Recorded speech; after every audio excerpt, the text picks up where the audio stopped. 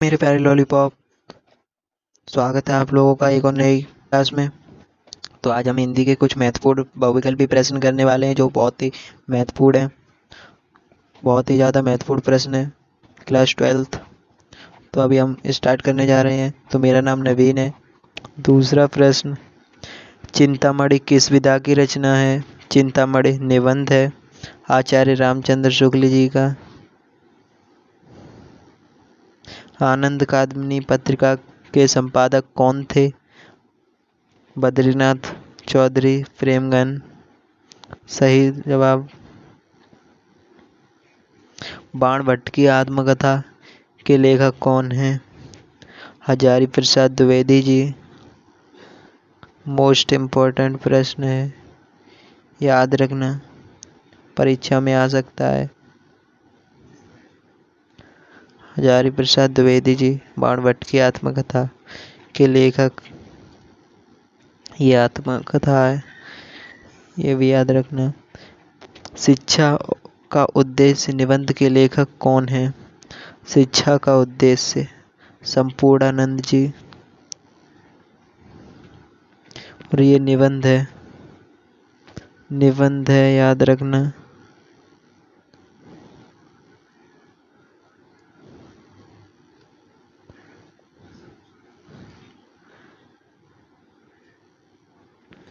याद रखना निबंध है। आगे चलते हैं। कामायनी महाकाव्य के रचयिता कौन हैं? कामायनी महाकाव्य के रचयिता जयशंकर प्रसाद जी हैं। ये महाकाव्य है, ये भी याद रखना, महाकाव्य है। धीरे धीरे हम हर प्रश्न तैयार कर लेंगे। और ये जयशंकर प्रसाद जी का है कामायनी महाकाव्य। ये छायावाद युग का है, ये भी याद रखना, कभी कभी पूछ लेते हैं। तार सप्तक का प्रकाशन वर्ष क्या है? तार सप्तक का प्रकाशन वर्ष सन 1943 ईस्वी है। और भी है। हिंदी का प्रथम कवि किसे माना जाता है? सरहपा। ये मोस्ट इम्पोर्टेंट है, ये याद रखना। हिंदी का प्रथम कवि सरहपा। मोस्ट इम्पोर्टेंट, ये जरूर याद रखना, परीक्षा में आ सकता है 100%।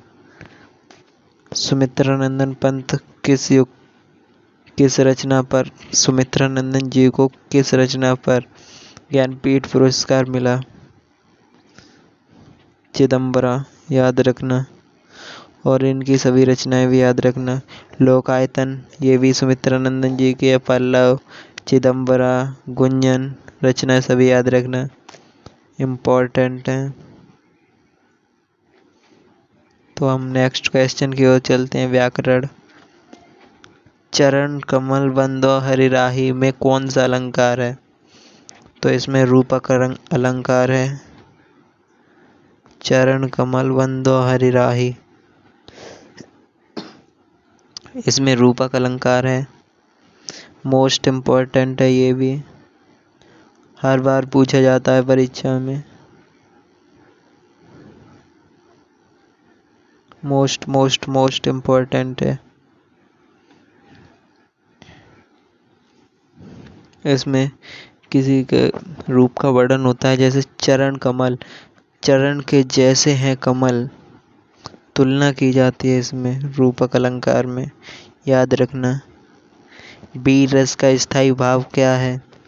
वीर रस का स्थायी भाव शोक है, सॉरी उत्साह है। शोक किसका है? करुण रस, करुण रस का स्थायी भाव शोक है।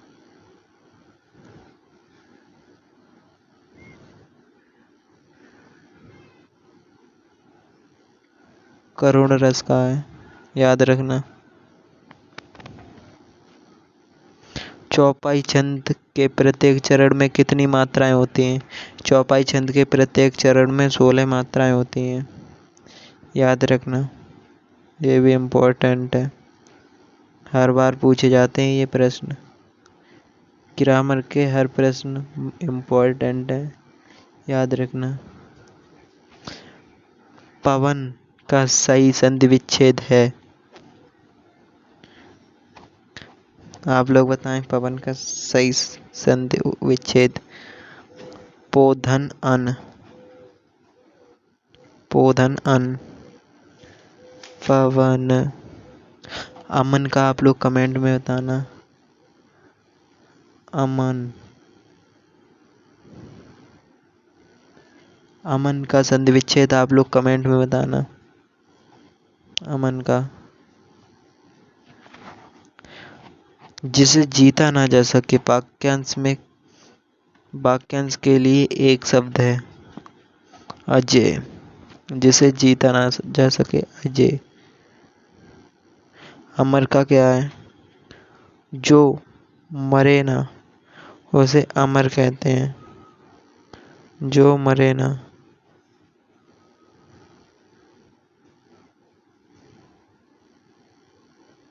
जो मारा ना जा सके, न जा सके।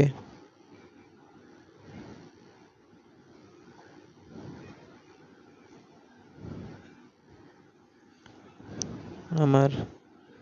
विजय।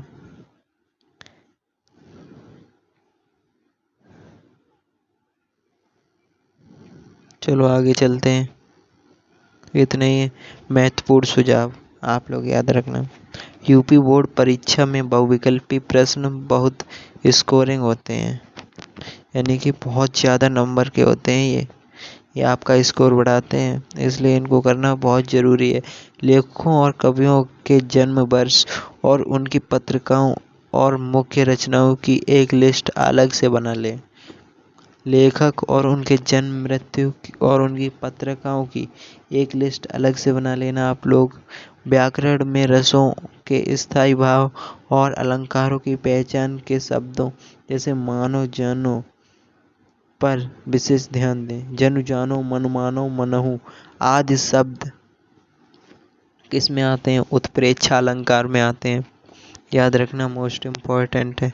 अगर आप लोगों को मेरी क्लास अच्छी लगी हो तो एक लाइक और शेयर और सब्सक्राइब ज़रूर कर देना। धन्यवाद।